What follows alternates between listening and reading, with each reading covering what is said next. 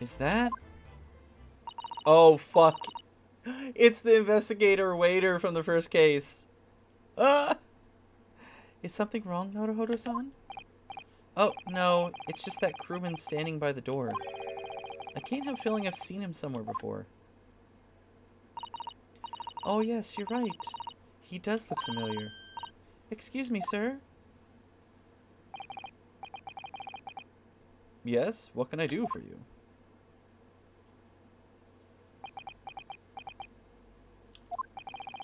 I recognize that face, but it can't be.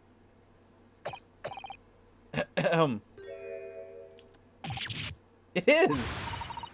I didn't know you were here, Inspector Hosonaga. I mean, we do need a regular detective to collect evidence for us, and it makes sense that we get this fucker. Hello, I can't remember what voice I did for him. Hello again. What are you doing here? I think that should be my line. I was so stunned when I saw you, my heart stopped. Nearly stopped, I hope.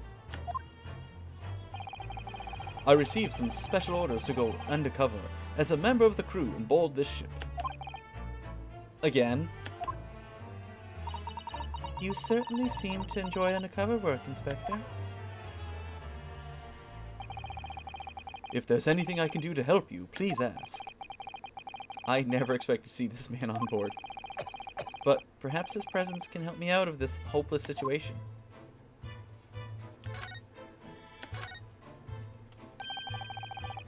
So what are your special orders this time, Inspector? Yes, and why are you dressed like as a member of the crew? He can't tell me. I'm so sorry. This is all my fault. I take full responsibility. For what? My orders were to act as Asogi-san's bodyguard. It was Minister of Justice Jikoku who pushed for this overseas study tour to go ahead. And he entrusts me with ensuring that Asogi-san reaches Great Britain without being assassinated. Asogi. There. Assassinated? How could that even have been possible? I'm not sure. But these are complicated times. There are tensions between the world's greatest powers. Mr. Jikoku said he should be prepared for all eventualities. This is incredible. I don't believe it. Kazuma-sama was assassinated? Obviously, we couldn't give Asogi-san a visible security escort. Which is why I'm undercover now, posing as one of the crew. I see. And I didn't take my eyes off him the entire time we've been on board, from morning until night, every day. But I never imagined it would happen here, inside his own cabin. Not here, on the first-class deck.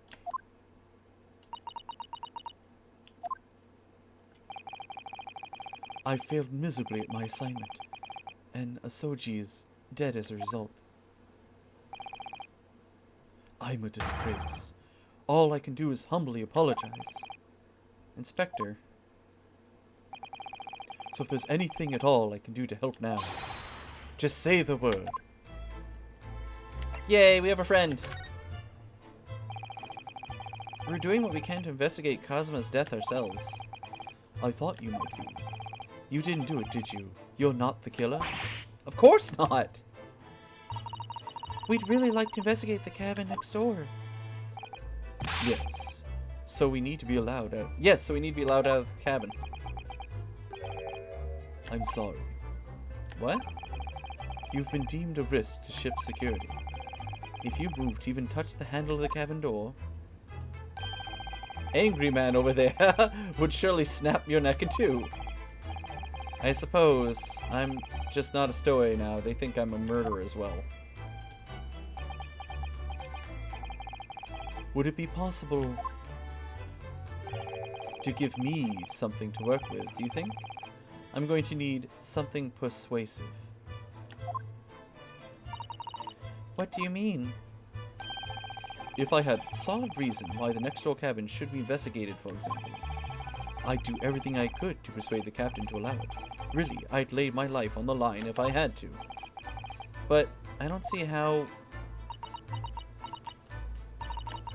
There may be a way. What? Really? Think of how you tried to persuade me with your innocence, Naruhodo-san, by presenting me with a piece of evidence that you already had in your possession. Evidence? It's just the same as when you were in court. You must have done it many times during your trial. Simply select the present panel and choose some evidence that Inspector Hosonaga could use. So, evidence that would give us a viable reason to investigate the next door cabin, is it? Alright, yeah, I think I might know what we can use.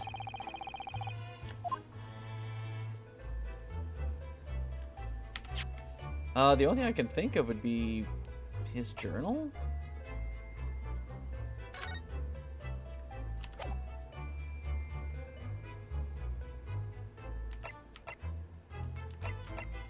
Or I can't present it, I suppose? No? Okay.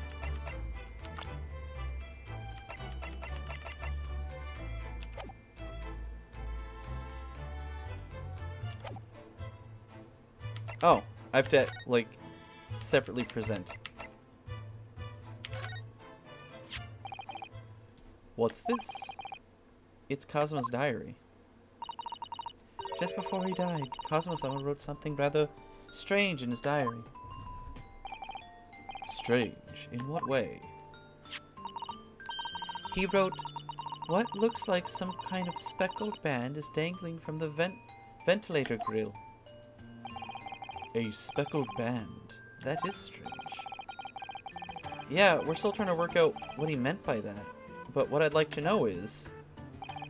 Don't tell me. The ventilator, is it? You're very astute, Inspector.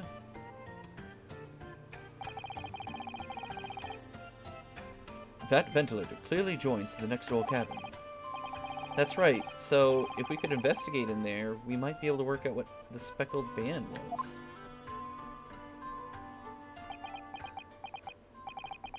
Alright then. I can't leave this cabin at the moment. I'm stuck here until we arrive at the next port. The cabin has given me strict orders to guard the scene of the crime, you see. I'll have to entrust the investigation to you. Really? You're willing to do that? Yes. As long as you don't leave the first-class cabin area. I'm afraid I can't remove those handcuffs, though. But what about the captain?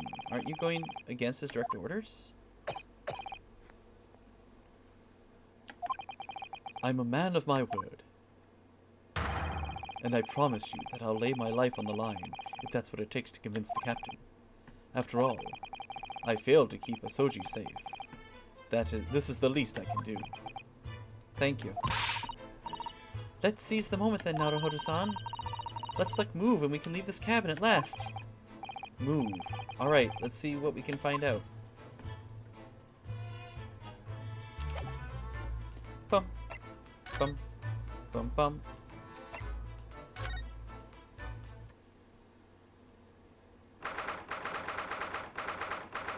That is a badass mousetrap.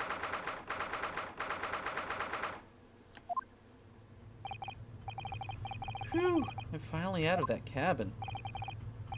I have to admit, this isn't quite what I was expecting. It's less spacious out here than I thought it would be, and this is the most luxurious accommodation. Yes, indeed.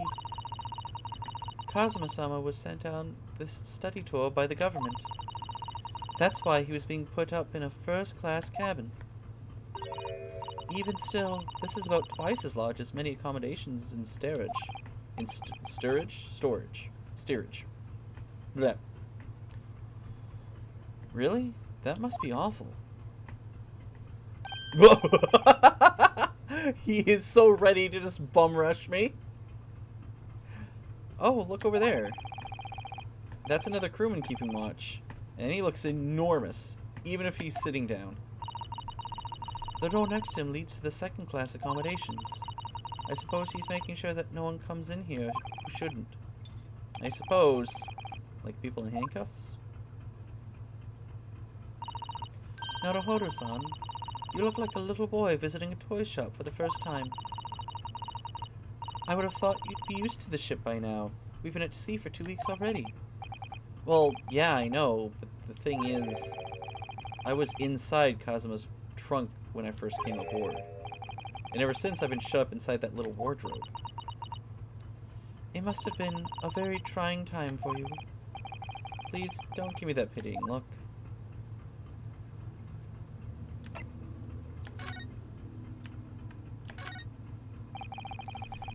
This looks like the plan with the SS Booyah. Booyah! It shows each deck. Look. The Booyah is a large-scale steamship with a triple-skinned hull. What a marvel of engineering. Well, it's been playing on my mind for a while now, actually, but... What is it that such a huge lump of metal... How is it such a huge lump of metal doesn't sink to the bottom of the ocean?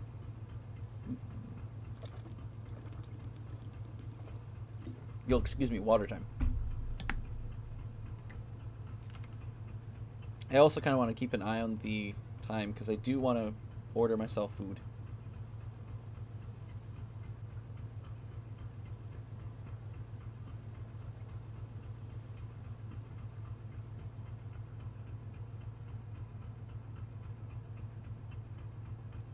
Okay.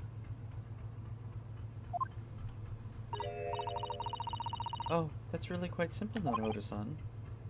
Is it?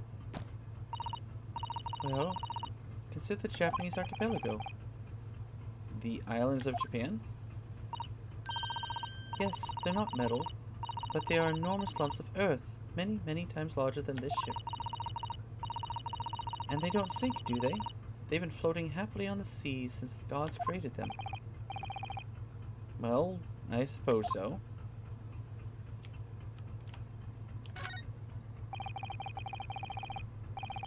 That's a huge book on top of the table there. And there's a pen next to it. Yes, that looks like the ship's log. Shall we have a little look through it then? The writing is so neat and precise. Every detail about the voyage has been meticulously recorded.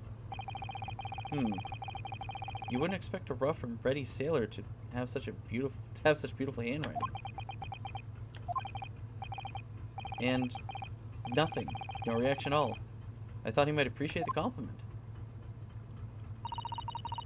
I'm not sure that rough and ready is much of a compliment, Naruhodo-san. Even to a sailor. Anyway, last night's log is mostly blank. Presumably that means there was nothing to report.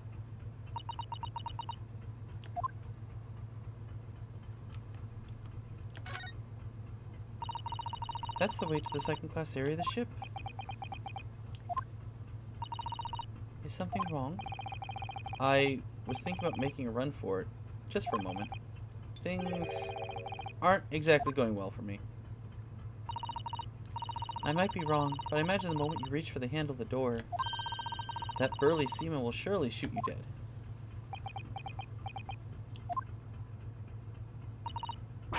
Oh dear, I'm sorry. Perhaps I went a little too far there? No, I started with my talk of running away. There's no way I could run away with Cosmo's death remaining, while Cosmo's death remains a mystery anyway.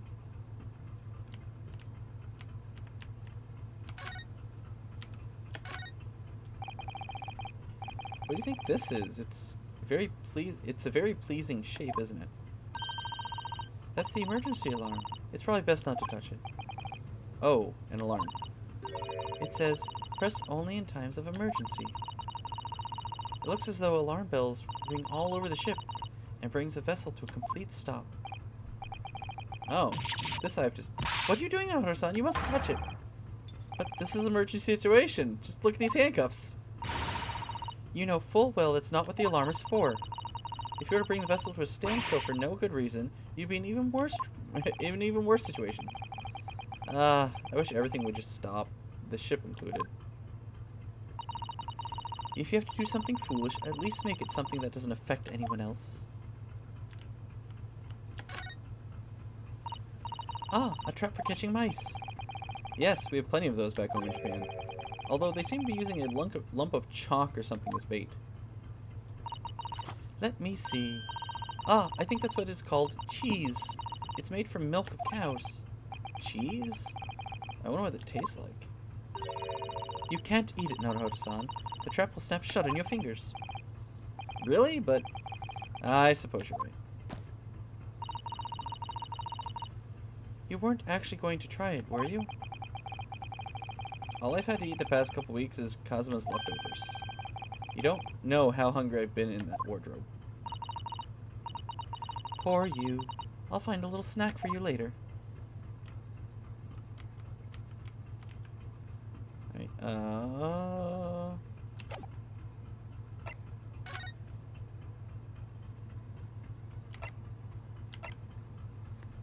okay, I have to investigate the door, I guess.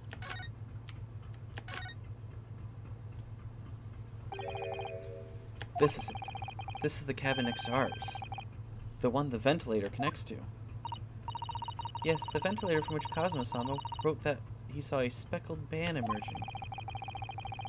Maybe whoever's in this cabin can help solve that particular mystery. Let's ask.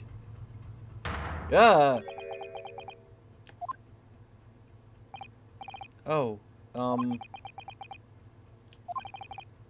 excuse me, we, need to get inside that cabin here?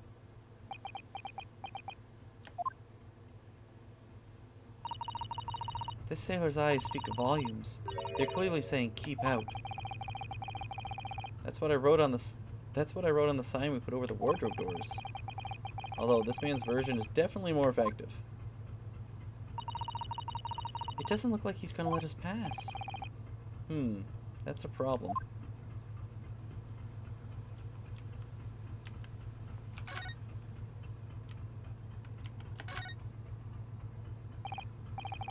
Excuse me, but could I ask you something? You little stowaway murderer. That wasn't a good start, was it? Alright, let me try instead. Good day, Mr. Sailor. I'm so sorry to trouble you, but could I perhaps ask something of you? You little third-class lady's maid? Oh. Oh. We seem to have caught the sailor on a bad day, Susato-san. I'm not a sailor. My mother gave me name. I'm senior crewman, Beef Stroganoff. Oh, for fuck's sake.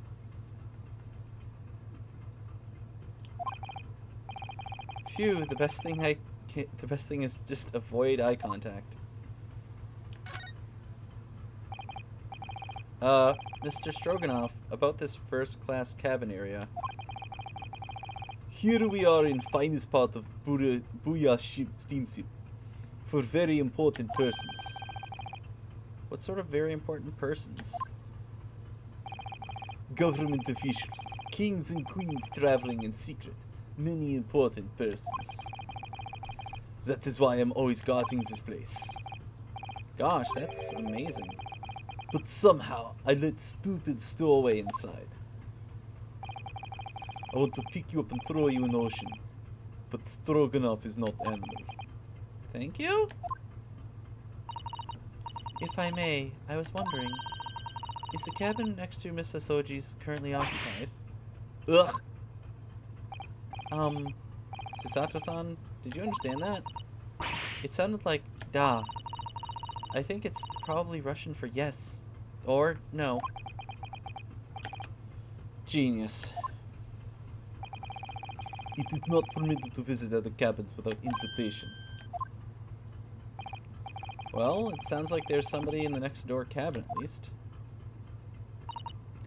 Yes, it's tantalizing.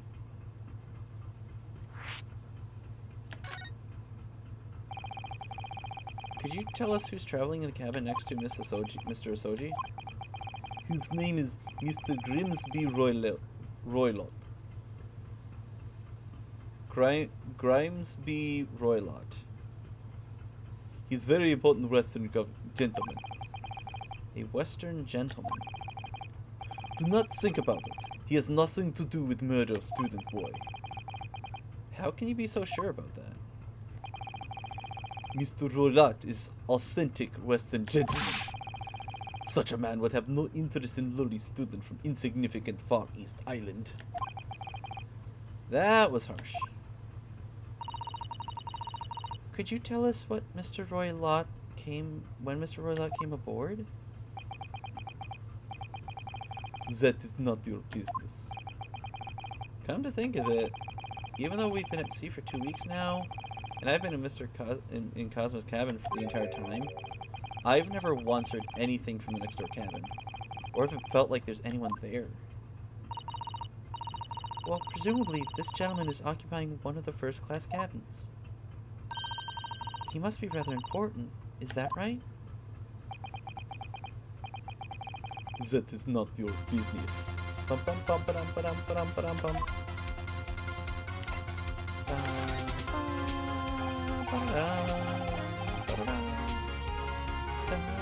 Hi, Jason. Are you on watch here all the time, Seaman Stroganoff? Duh, all time. So criminals like you cannot come in or get out.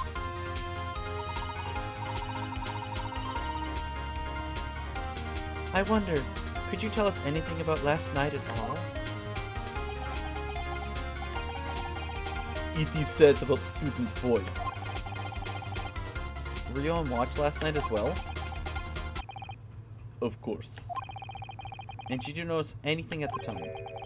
Anything unusual?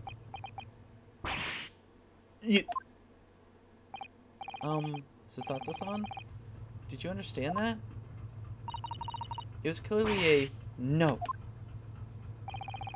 I saw nothing unusual. Nothing at all. And you didn't hear any strange noises or sense anything was wrong in some way? I said no! Sorry.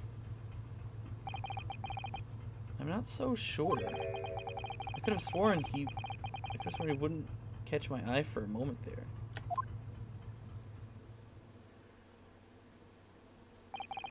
This is enough. I cannot say more now. Oh. It is time for me to report to Captain. You must return to cabin. Yes, alright. Bulkhead to second class area is staying locked at all times. You escape when the lobster whistles on time of mountain. Or, as English say, when the pigs fly. Yes, I understand. Good. Now we can investigate this area properly. Let's get the fuck inside. This is it. This is the cabin next to ours. The one the ventilator connects to. Yes, the ventilator from which Kazuma-sama wrote that he saw a speckled band emerging. Maybe whoever's in this cabin can help solve that particular mystery. Let's ask.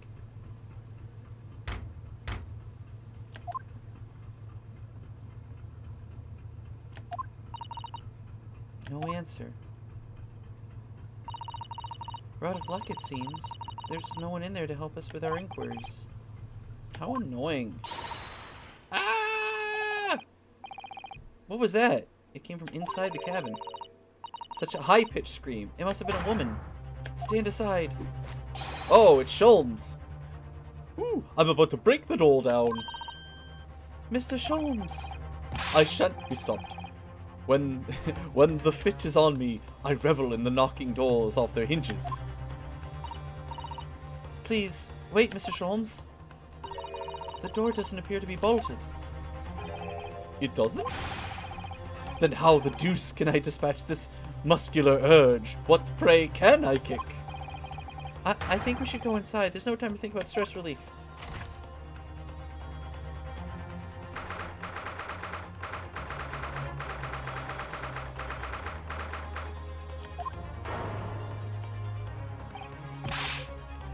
Who are you?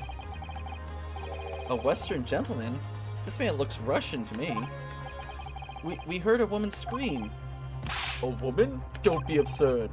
As you can see, there's nothing but me in this cabin.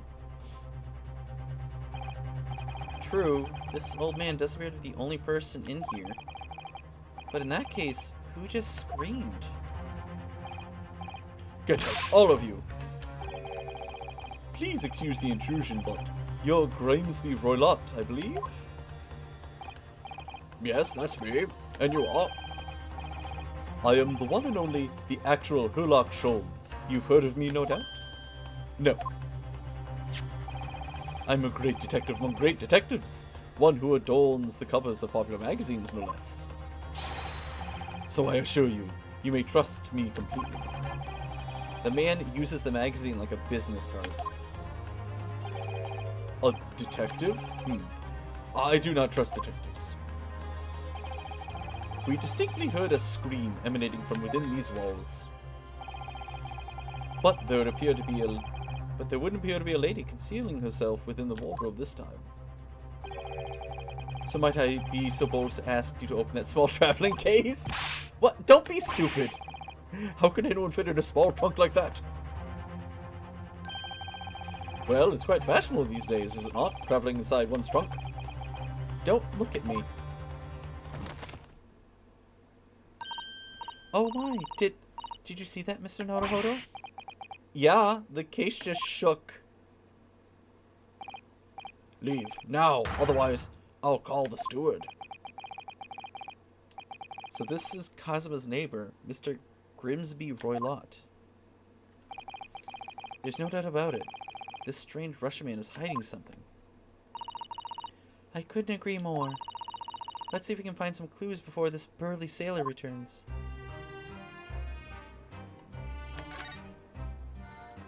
He's chilling in the wardrobe.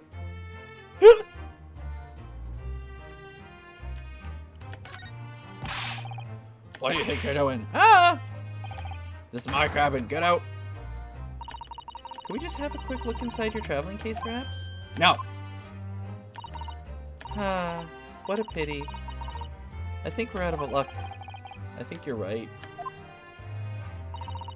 There doesn't appear anything more we can do. I agree, but there may be someone else who can help. Perhaps that great detective could get somewhere with Mr. Roylott.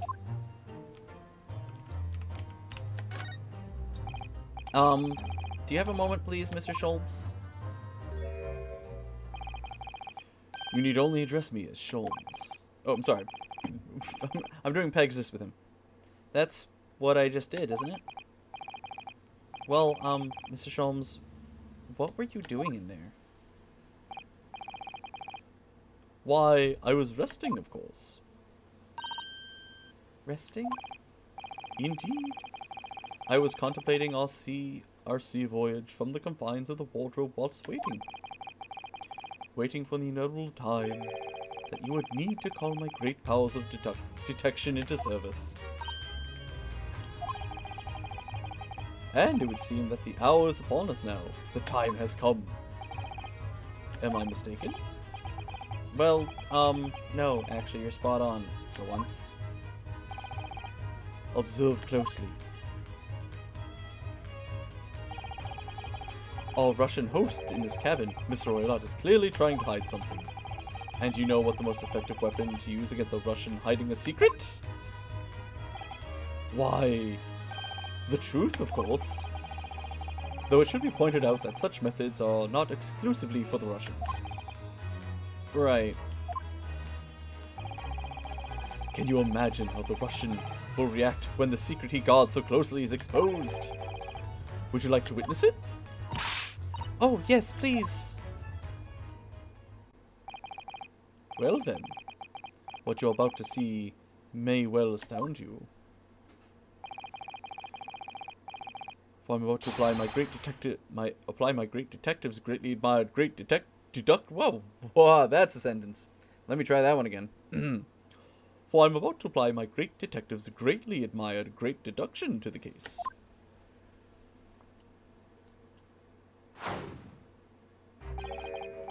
Could this man be a more hackneyed portrayal of a dubious Russian, I ask you?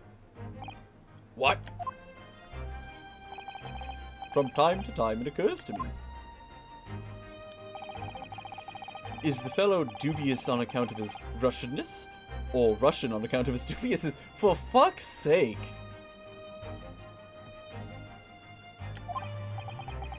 I really don't think either of those things should be occurring to you. Or anyone. That's right. And Mr. Sholmes? I know this man's beard and dark glasses are hard to ignore, especially on first meeting, but I once read, "It is a capital mistake to theorize before you have all the evidence. It biases the judgment." Shh! I must have complete silence.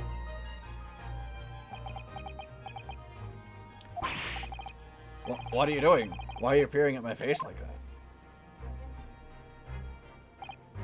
Ah, just as I thought. Yes, I've quite made up my mind now. There can be no other explanation that accommodates all the facts. Mr. Roylott, I have reached two incontrovertible conclusions. What do you mean? Number one, your true identity is that of a villain. Using those shears, you're about to end the existence of something most dear. Are you not? And number two, the other conclusion I've drawn. You are, at this very moment no less, in the midst of committing a most grievous crime.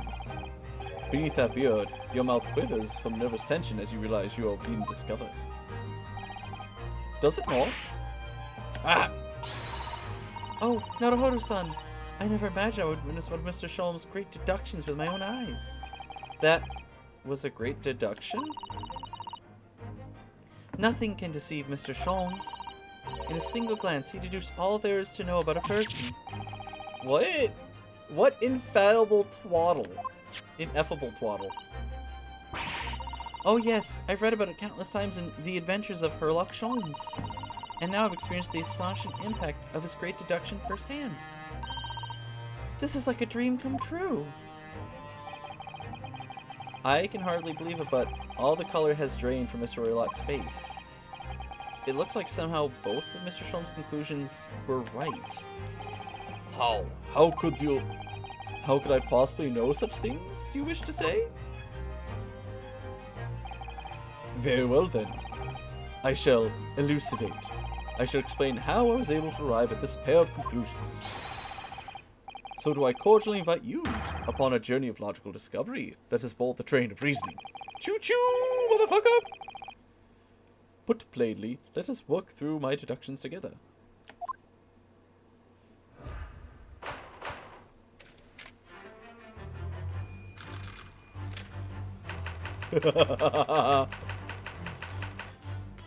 Old man's identity. So, the dubious-looking Russian, Mr. Roylott, obviously what catches the eye in the first place is the enormous pair of shears in your hand. Now, we ask ourselves, what could you possibly want with such an implement? The answer, of course, is staring us in the face. You are on the verge of using the shears to cut away the copious beard you sport. Now, moving on. The question that begged is this: why would you decide to rid yourself of this magnificent beard, Mr. Roylott? Once again, the answer is plain. We have clear evidence to shed light on the matter. Regard, if you will, the morning's newspaper, in particular, the fascinating front page article, which, it would appear, you have read also, Mr. Roylott. I'm sure it needs no further clarification. The evidence that reveals your true identity is the article about the revolutionary. In translation, the headline reads, "Revolutionary villain Bolshevik flees Russia via Shanghai." As you cannot fail to observe, the subject of the article possesses an extremely copious beard. Having noted the article yourself, you decided to remove your incriminating facial hair before it gave you away. In short, your true identity is beyond doubt. You are the fearsome Russian revolutionary himself, Vilain Bolshevik. Not that I've heard of you myself, you understand.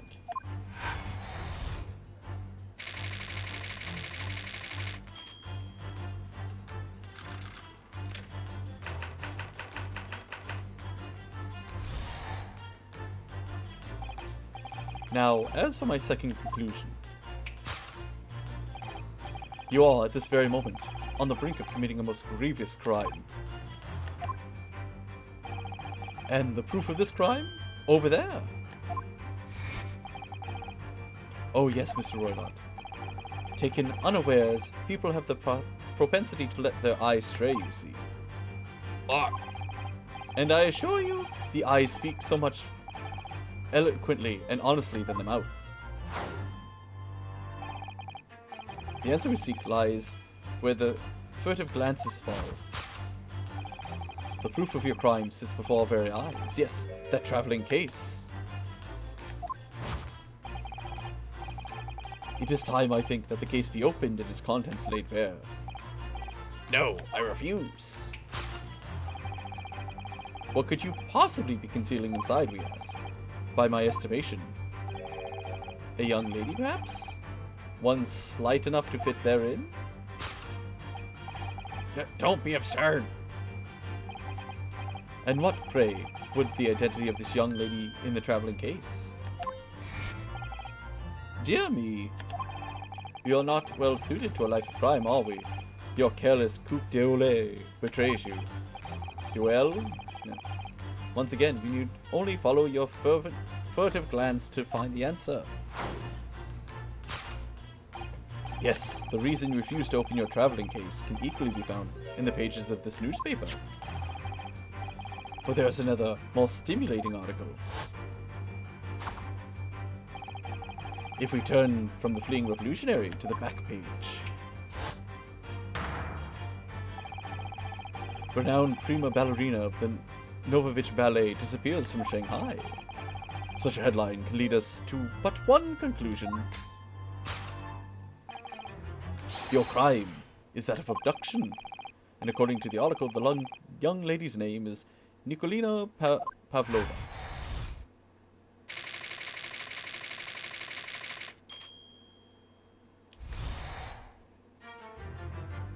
So now we tear his thing apart. Sherlock Holmes' great deduction of this Russian enigma. Elementsky.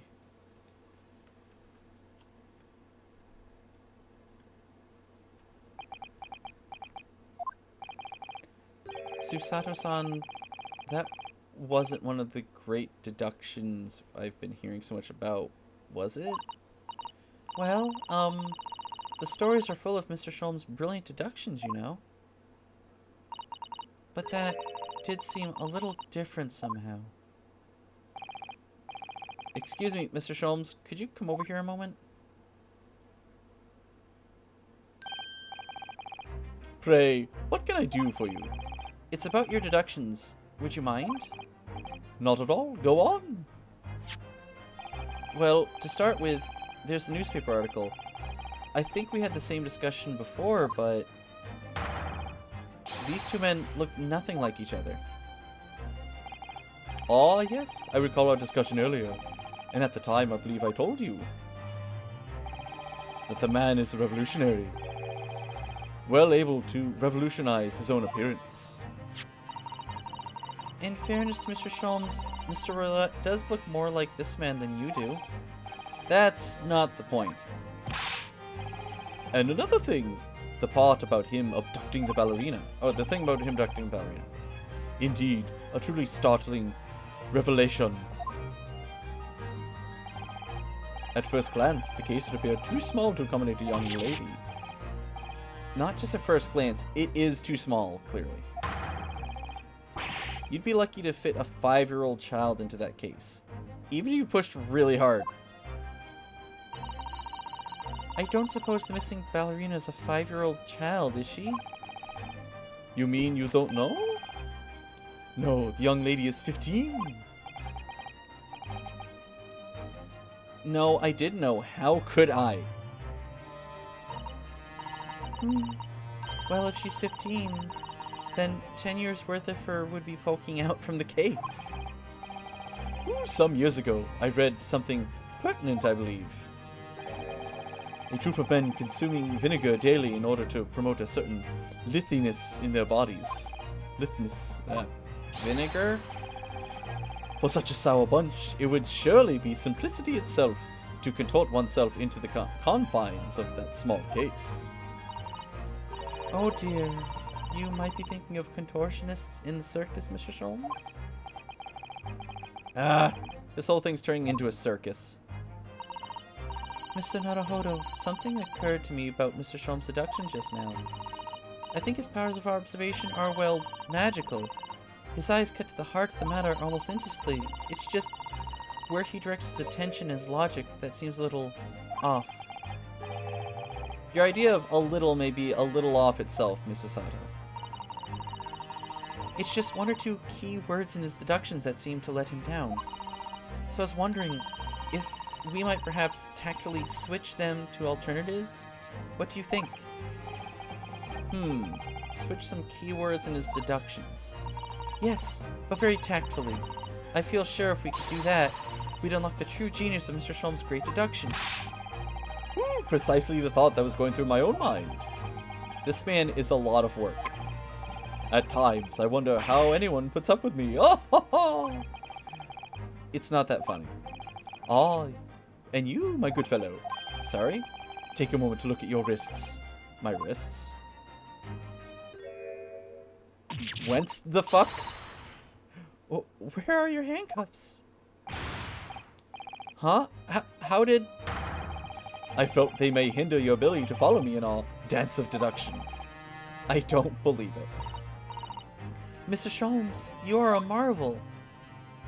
Not really a marvel, he's the one who put them on me. He has the fucking key.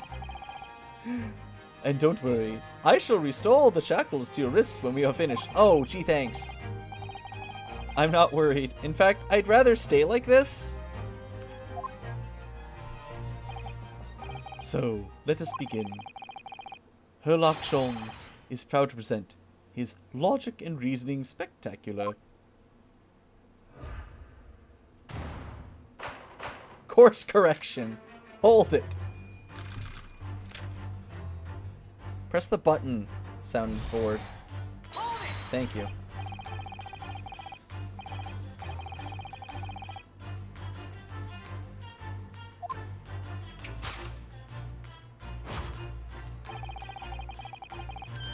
Let's pair shears in his hand. Yep, no, that's accurate. Now we ask ourselves, what could you possibly want with such an implement? The answer, of course, is staring us in the face. You're on the verge of using the shears to cut away copious beard you sport. I'm not sure. Would you really use shears like that to cut off a beard? I doubt that's something I'll ever have to worry about. It doesn't quite sit right with me here, though. It's very mood. It doesn't seem to be sitting right with Mr. Roylette either. Also water time.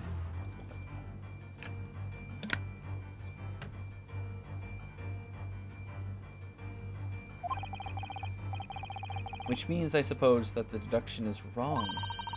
Let's try to switch a key word here, Mr. Naruhodo-san, and see if it helps matters.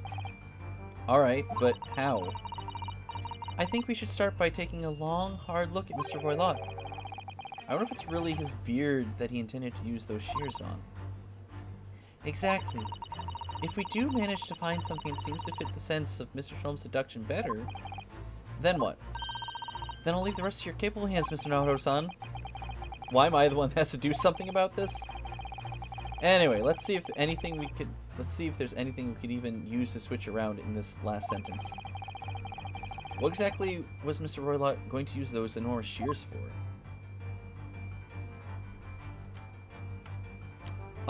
I'm guessing the golden locks? What's this? It looks like a cascade of stunningly golden locks.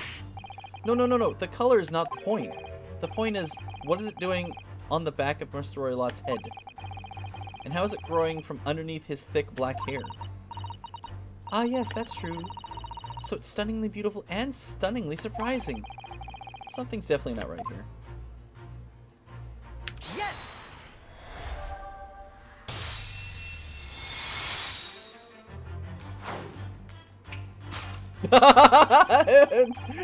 Ryu comes in. You're on the verge of using the shears to cut away the golden locks you sport. Ooh, indeed. You have identified the precise detail I was intending to expose. Oh, he's great. Such lush golden hair certainly does not befit an old man. You're not a man at all. You're a woman, and judging by the length and sheen of your hair, one still very much in her youth. Oh no. If only I'd managed to cut off my hair, no one would have suspected. The question that begged is this: why would you desire to rid yourself of these magnificent locks? Once again, the answer is plain. We have clear evidence to shed on the matter.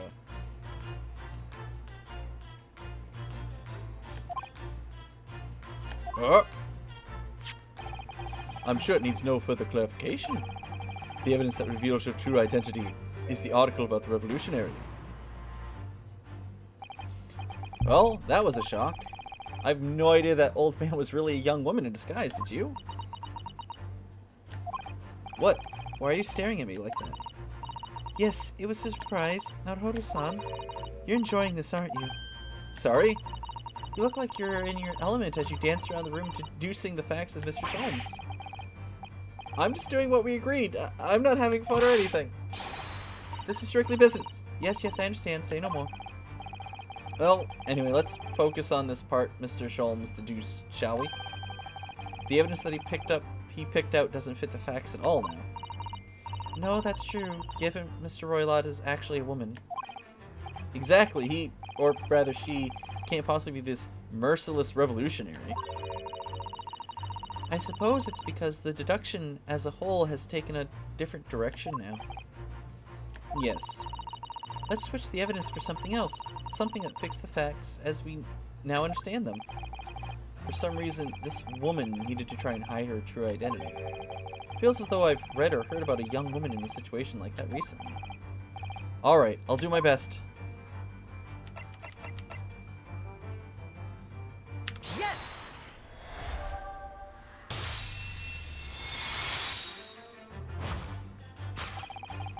The evidence that reveals your true identity is, of course, the article about the ballerina. Ooh, that's right. You've hit the nail on the head. Renowned prima ballerina of Novovich Ballet disappears from Shanghai. It would appear we are finally able to address you by your true name. Yes, because your true identity is that of Novovich Ballet's prima ballerina. Miss Nikolina Pavlova. Ah. Ah.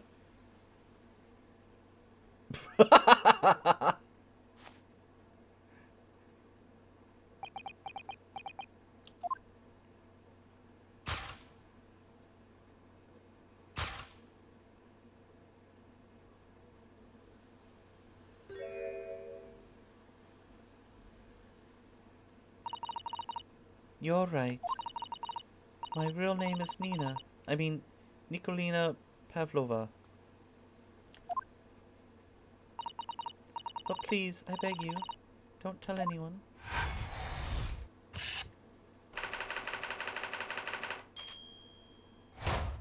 Solved. Conclusion, kidnapping of a ballerina. Doesn't really fit.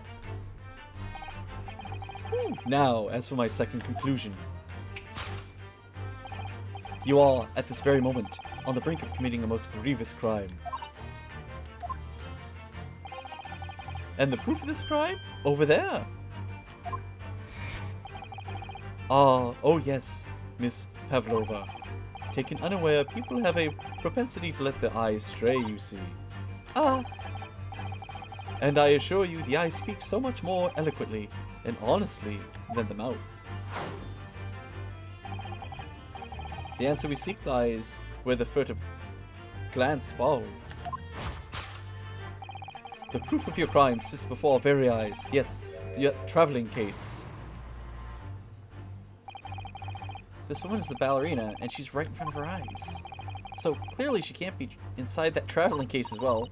No, that's right. It seems she wasn't abducted at all. In which case, what is the crime this young woman is apparently committing?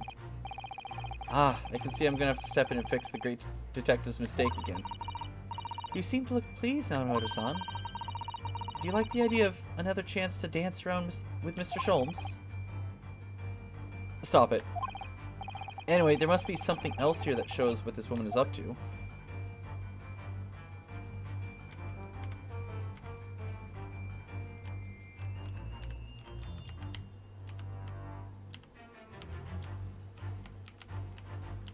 So, I'm guessing the waste bin?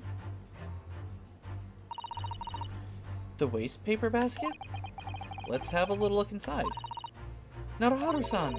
It's poor etiquette to go sifting through someone else's rubbish, you know. Ugh, those eyes. She's looking. It's poor. Yeah, it's poor to go through their rubbish. But, you know, we can break into their case. That's fine. However, these are special circumstances, I think. Exactly. We have no choice. There's hardly anything in here at all. Oh, well, that's a little disappointing.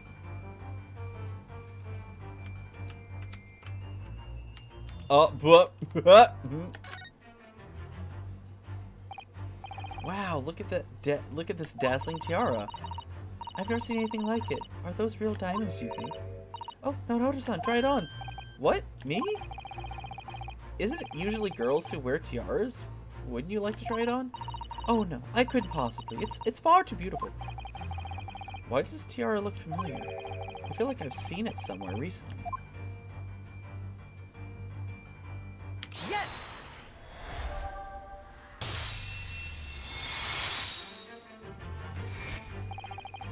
The proof of your crime is surely this tiara.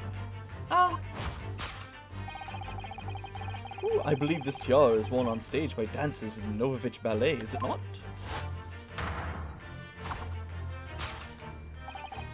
Indeed, it would appear to be identical to the tiara pictured here in this newspaper article. And if the reporting is to be believed, it's an item worth 20,000 rupees. In summary,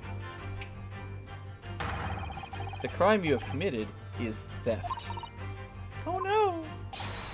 Yes, you left your ballet troupe unlawfully taking the precious tiara with you. $5. Ah!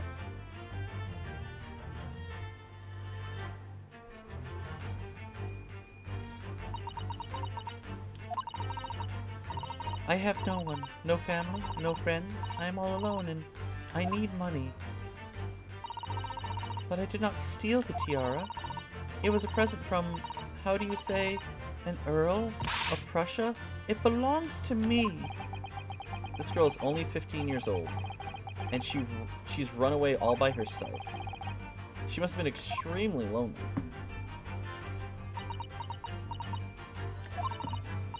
Alright, I will tell you everything. There's no point in hiding it now. Come, come. Let us not be hasty. What? There remains one unsolved mystery about you. Mystery? What do you mean? You have staunchly refused to open this traveling case of yours in our presence. It is reasonable to conclude, therefore, that there exists some reason why you wish it remain closed. Is that not so, Miss Pavlova? My dear girl, there is no sense in playing games with me. Nothing escapes my attention. Indeed, I have a very good idea of the contents of your case, even before I have laid eyes on them. Dear me, we're not well suited to a life of crime, are we? Your careless coup d'oeil betrays you. Once again, we need only follow your furtive glance to find the answer. Yes, the reason why you refused to open your case is written in the books on the shelf. No. He's completely changed tack from his deduction now. I think Mr. Sholmes is adapting his logic to the changing circumstances, don't you? Maybe. But why has he suddenly brought the bookshelf into all this? It's just a wild guess, surely. Oh, do you think so? Well, it doesn't seem likely that the reason why a young woman who doesn't want to open their case would have to be written in a book that doesn't even belong to her. Yes, that's true, but still. Miss Pavlova certainly did cast her eyes in that direction. I noticed it myself. Then there has to be another reason why she won't open her case.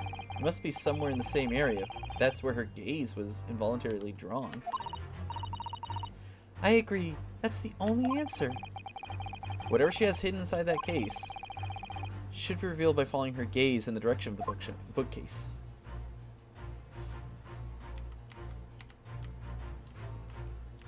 Rules of passage. Books on a shelf. Small picture. Oh, wait! Rules of passage, no pets. These are the rules of passage for travel aboard the SS Burya. Passengers must not keep weapons or other dangerous objects in their cabins. Pets are also strictly forbidden. There was exactly the same notice in our cabin too. I wonder what happens if you break the rules. Oh dear, I'm sure punishment will be severe, Noda-san. You'd probably be left adrift in the freezing cold ocean, or shut inside a tiny wardrobe for days on end. So I've actually been serving time for weeks now, have I?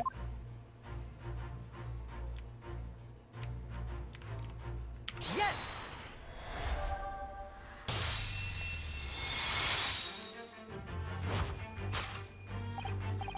Yes, the reason why I refused to open the case is written in the rules of passage. Passengers must not keep weapons or dangerous objects in the cabins. Pets are also strictly forbidden. Inside that case of yours is something forbidden from carriage on this vessel. That is the real reason why you refused to open it, thus revealing its contents.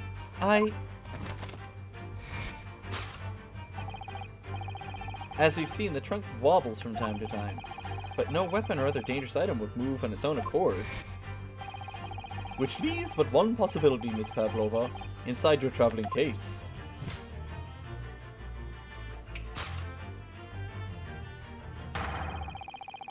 Well, I can't do both their voices. Last item listed in the forbidden on the rules on the vessel's rules of passage, a pet. Ah!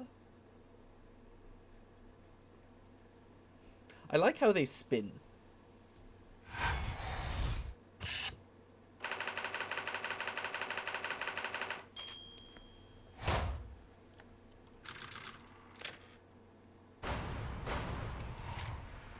Elementary.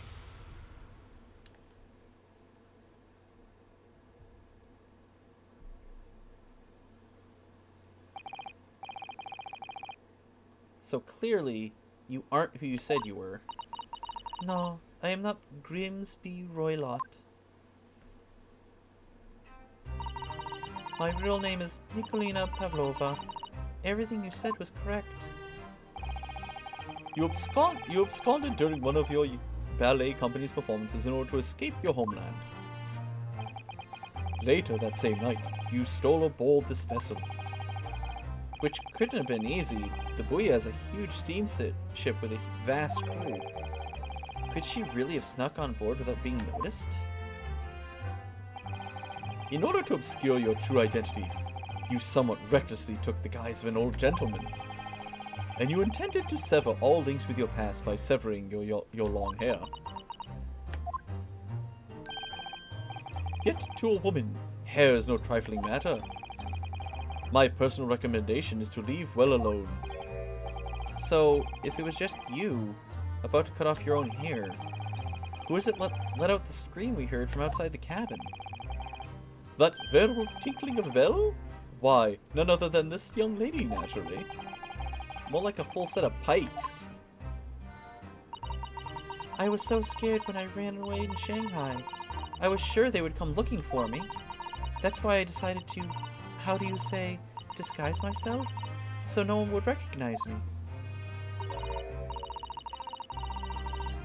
As a result, you transform yourself into that questionable man? I see. I put on a fur hat and fake beard. Then, just before you came here, I saw in the newspaper, right on the page, there was a picture of me. I was so frightened, I couldn't stop from screaming. I knew that if I didn't change my appearance completely, they would find me. So I decided to cut all my hair and fastly as possible. I picked up the scissors in my hand and... At that precise moment, we walked in through the annoyingly unlocked cabin door. Things happen like that sometimes, don't they? Things do indeed happen like that from time to time. Are those two even thinking about the same thing? There's just one more thing I'd like to know. What exactly do you have inside your traveling case? You're right. It is my dear friend inside. My only friend in the whole world. Please, don't tell anyone. If the captain finds out, if you say to any of the crew. Your secret is safe with us, I assure you. But in return, you must tell us, in as much detail as you can muster, about the events of last night. Yes, all right. I will tell you. Well, Mr. Naruhodo? Wasn't it something, Mr. Sholmes? Great deduction? It certainly was something, yes. I'm just not entirely sure what. But at least Miss Pavlova has agreed to tell us what she knows. That's incredible. Indeed, it is incredible. And one more thing. Yes? What? Observe your wrists. Oh, man. Ah! Your hands are cuffed again. What? But how? True to my word, I've restored your shackles. When? Why? There's still a shadow of guilt cast over you, Mr. Naruhodo. I'm sorry to say, it can't be helped at the moment. Can't it? Really? Anyway, let's listen to what Miss Pavlova has to say. I can't go on not knowing. I have to find out what the speckled band that Kazuma-sama wrote about in his diary really was.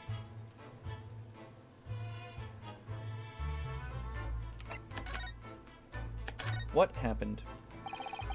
1 second. More water needed.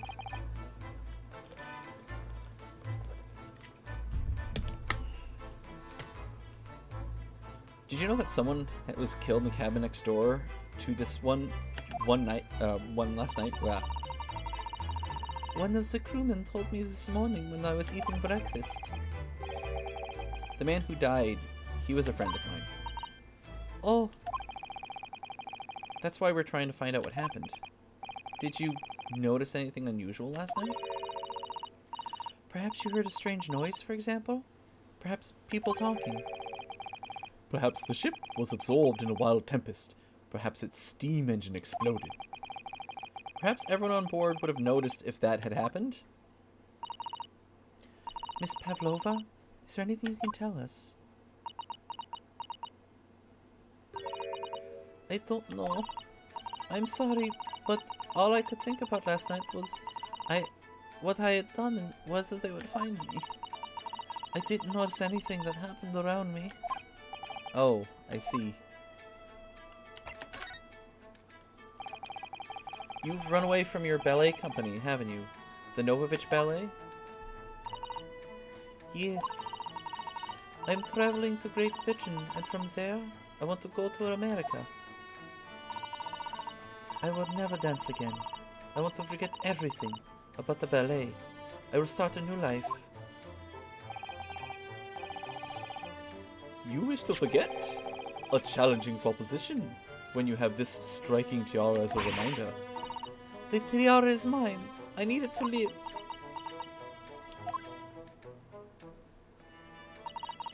I have no money of my own. The Novovich Ballet gives us only a little food and water. I must dance all over the world.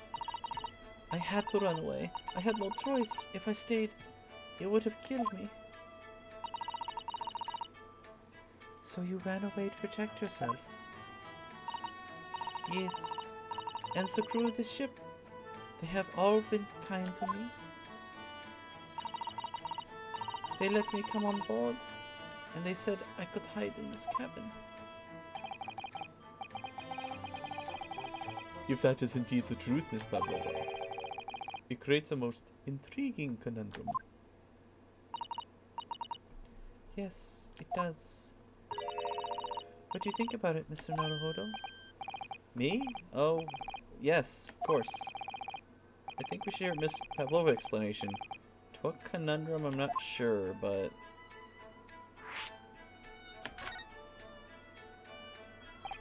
Miss Pavlova, allow me to pose you a riddle.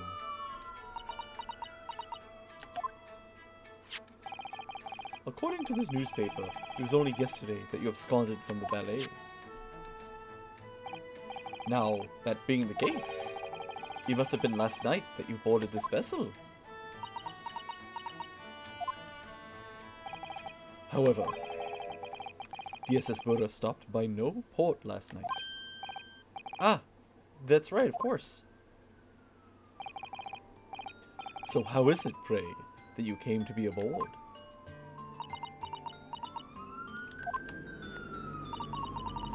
Now that I think about it, the crewman outside the cabin acted very strangely when we mentioned that. It was just after we asked him about when the occupant of this cabin came aboard. That is none of your business. Yeah, you're right. He did seem to be hiding something.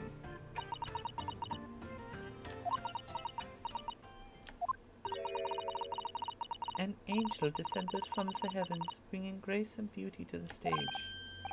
Sorry, what was that?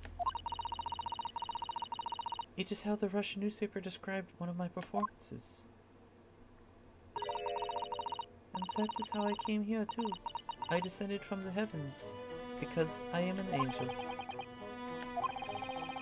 Considering English isn't your mother tongue, your description is very vivid. Mr. Sholmes once said, I never can resist a touch of the dramatic. It seems Miss Pavlova is the same. A genius descends from the heavens, bringing grace and beauty to detection. Words once said by myself, about myself. A quote from a wonderfully extravagant advertisement for the adventures of Herlock Sholmes, in fact. Yes, Mr. Shoei. Anyway, it doesn't look like Miss Pavlova is going to tell us what really happened. So the friend you mentioned is inside your traveling case, is that right? I don't think animals are allowed on board according to the rules of passage. And as soon as he can get to the newspaper, yep. Oh please, don't tell any of the crew. If they find my precious... Then the burly Russians would bestir themselves in unison to throw you and your case overboard, no doubt. Ah! So reassuring, Mr. Sholmes. But what sort of pet is your friend? A little puppy? It is, isn't it? Head shake. Maybe an adorable rabbit? Ah! You credit Russia as a land with small rabbits, do you? Oh, don't they have small rabbits there then? You may well ask. I have no idea. Ah. You two are miserable bunglers when it comes to understanding the nature of young ballerina's friends. Isn't it obvious? It must be a chicken. Really? Consider the benefits. A rousing wake-up call, daily fresh eggs, and when adversity strikes, it can satisfy the needs of sustenance. So you would eat your friends. I'll remember that. No. Well, it would appear this friend's identity is a closely guarded secret, not to be revealed. Oh! She obviously doesn't quite trust us yet. There's something I should like to show her, I think. Don't be friends with Sholmes, yeah. Maybe she might be able to shed some light on it.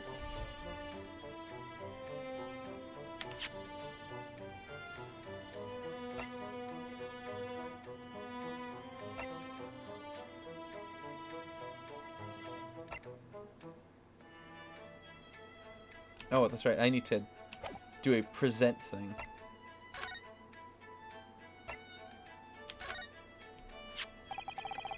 This is the diary of my friend who passed away. His diary? Yes, and he wrote in it last night before he died. Something a little unusual. It reads, 1:23, I can hear a faint whistling sound. And then a few minutes later, 1:35, what looks like some sort of speckled band is dangling from the ventilator grill. A speckled band? I don't understand. It's strange, isn't it? But the ventilator he mentions joins this cabin, you see. It's up there on the wall. In other words, this cabin and the victim's cabin are connected together. Or, Miss Pavlova? Has something occurred to you? Does the speckled band the victim mentioned mean something to you? Or the whistling sound, perhaps? No, I don't know anything. Oh.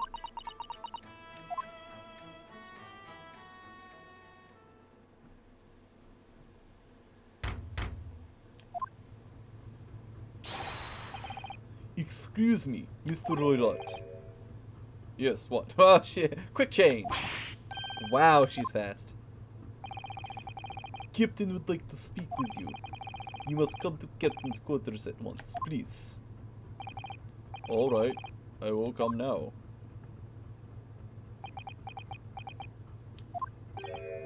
What? You must leave, now. Oh no, it's fine. Don't mind us. Yes, please don't worry yourself, Mr. Roylott. Get out! The passengers said out. Or you want me to throw you out? Looks like we'll have to leave investigating this cabin until later. What a pity.